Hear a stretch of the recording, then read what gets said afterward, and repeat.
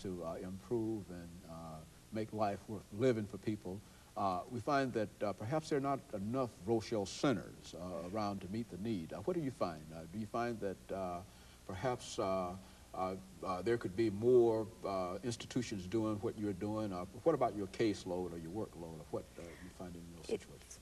We have a pretty manageable group. There are several levels of service throughout the city, and we feel like we're a real important part of it. We have been serving families for over 20 years. We have seen families go through tremendous transitions. There's several other people. I've only been there a couple of years, but even in that time I have seen people.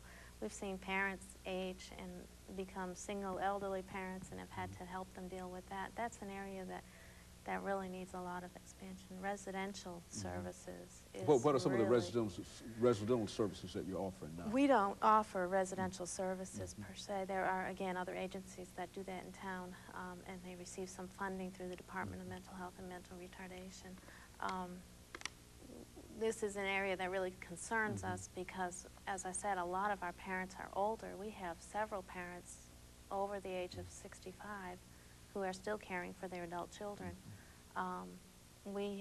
Part of my job as Family Services Director has been to help them to plan for the future.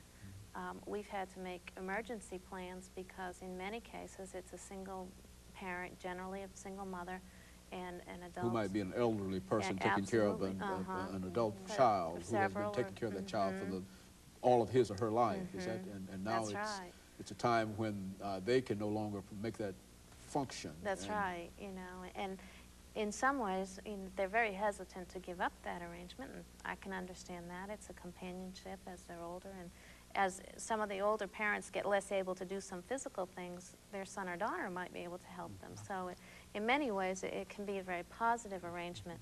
However, the planning for what will happen when the parent either can no longer care for them or dies, and then what happens to this son or daughter. A lot of that has not been arranged yet, and that's one area that we really stress with our families is to try and think about the planning. Now, what are you doing in reference to that kind of planning?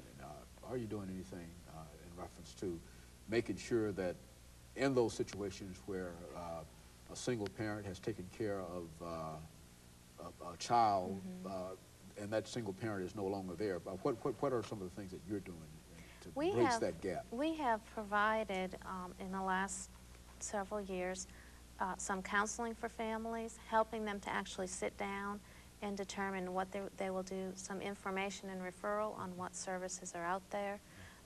We work closely with the Office of Community Services at the Department of Mental Retardation. We work with the ARC, the ARC of Nashville.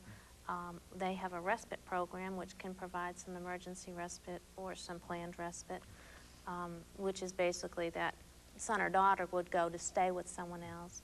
The state has some foster family placements.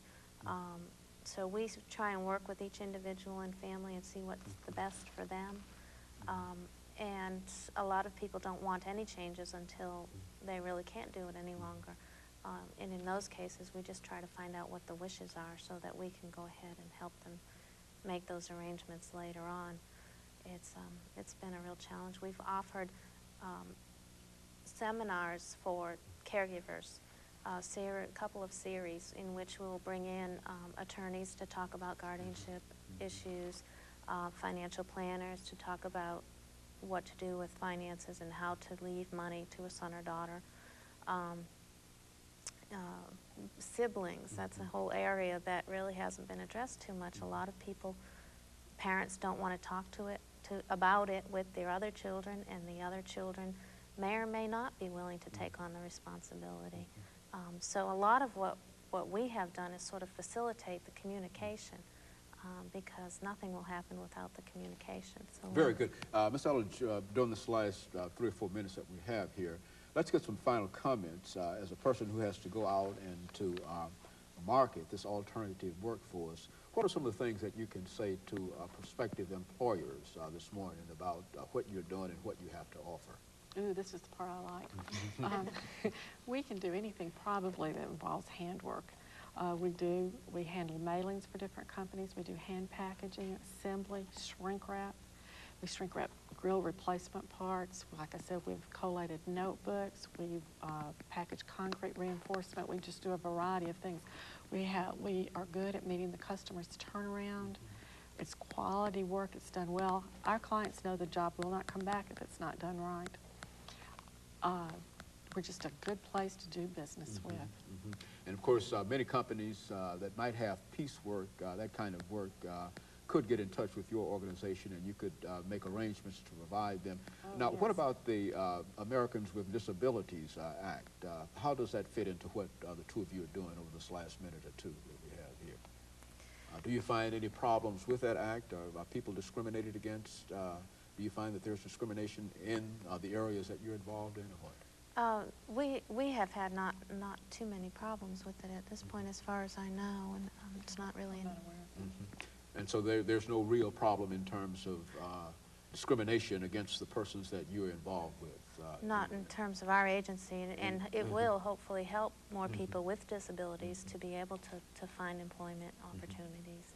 But you can assure the workforce this morning that you do have available a large number of persons who are willing and able to become involved in the production process. And not only will this help the employers, but it will also help the state, and it will also help the persons themselves, because it lends self-esteem and whatnot, and it makes your job much easier. Right, and it helps them develop. It helps them become higher functioning, be able to do more, learn more. Very good.